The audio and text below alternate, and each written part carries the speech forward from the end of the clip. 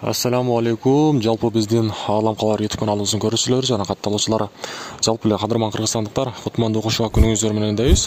Бүгүн 5 октябрь 2022 жыл. Мен сиздерге Ош областы Ноокат районунан чоң салам айтамын. Бүгүнкү күндөгү валюта курстарды сиздерге тааныштырайын. Андыктан туугандар биз менен бирге болуп туруңуздар.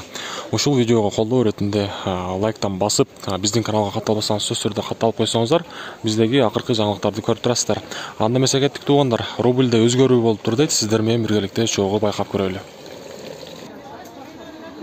Туугандар, бул чыгарылышты Доскредо банктан баштайбыз. Бул жерде сатып алуу боюнча айтсак, доллар 81, евро 80, рубль болсо 1.33 экен.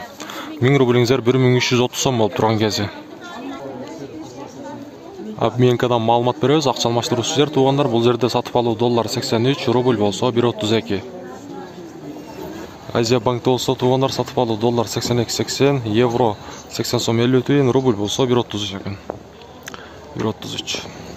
Бакай банк боюнча айтсак туугандар, бул жерде сатып алуу доллар 83, евро 81, рубль болсо 1.33.